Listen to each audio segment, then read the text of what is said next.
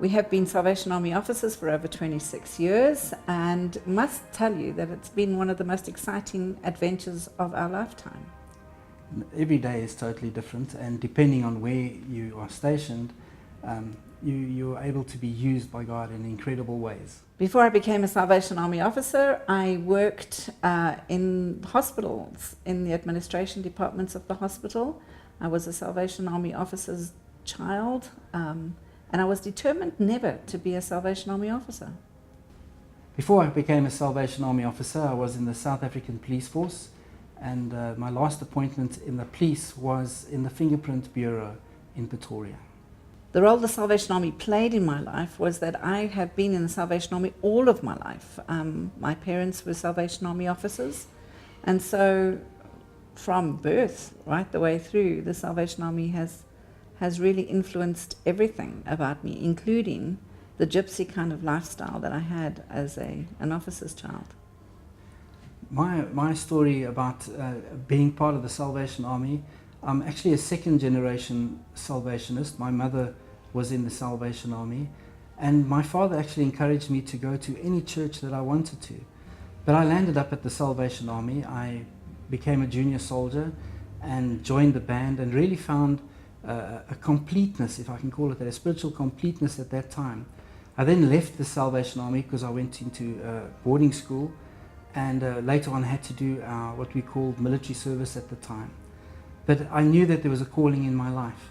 And while I was in Pretoria, I found myself back at the Salvation Army, getting back involved and finding myself that it felt like I'd never left at all. As I said earlier, the last thing I wanted to become was a Salvation Army officer, but when I met Jeffrey, I was at Montpelier Corps and Jeffrey was at Pretoria Corps, and the band came down, and that's how we met. And then on honeymoon, he surprised me. I said to Margaret that I really felt a deep calling, that God had called me into full-time service, something that I've been suppressing for a very long time. And although I didn't want to become a Salvation Army officer, I knew that was God's plan for my life. I sort of tried to run away from it, went to England, did everything I could to not be an army officer. So you can imagine my surprise. What was great about our calling in that way was that Margaret said to me that if God had called me and I was sure that this is what God wanted me to do, then we would go into college together. Because she knew that she had a calling on her life, but yet she was not too sure if I had a calling.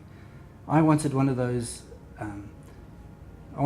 angel moments where an angel of the Lord would come down and say, I want you to come into officership, but that never happened. It happened one night at a salvation meeting where the officer was doing what we would call fishing. He just kept on and on asking for people to come to the mercy seat. And I can remember just saying to the Lord, well, Lord, if this is it, let the officer come down and bring me to the mercy seat and ask me, what is it that's worrying me? And I closed my eyes, and when I looked up again, he had called the Corps Sergeant Major up. He had come down to where I was in the band, and he said to me, let's go to the mercy seat. I just feel you need to talk to God about something. I think the actual calling into full-time officership was really a giant step for us, because we had to do so many different things to prepare ourselves for going. The most difficult part for us, I think, was to actually leave everything that we've had, that we had put together as a couple, a newly married couple, and to just put our lives into God's hands and allow Him to use us the way that He wanted to. And I found that was a very difficult step for us to make that initial first step. For me, one of the biggest fears was that I didn't want my children to live like gypsies. If you consider my schooling, something like between 14 and 15 different schools in 2 different countries, in 3 different counties, in just about every division, I didn't want that for my child or my children. I had a little baby at that stage when we went into college. And I said to God, you have to be faithful to me in this. And God, to a very, very large extent, has been absolutely amazing. We've had long stays.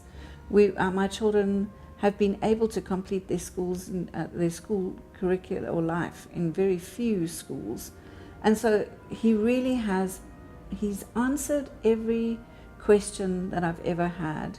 There haven't, don't get me wrong, there have been moments when I have been very close to saying to the divisional commander, that's it. I've had enough.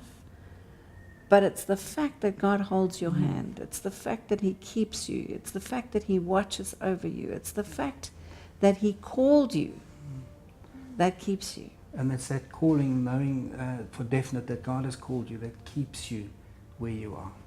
Coming into full-time ministry in the Salvation Army without a calling on your life is like suicide. You're going to be unhappy. You're going to hate every single appointment you're given. You're going to think that somebody else is doing something better than you. But once God places that calling on your life, and all you do is trust and obey, you'll make it. And the problem is, what we often do is we try and put it off. I try to push it to one side, and God has a plan for you. And I feel that if you know that God has called you, and you are sure of it, then take that step, because it may be a difficult step, but you will see that everything does fall into place as God not only plans your life, but He uses you in ways that you could never imagine. Just remember that God is in the details.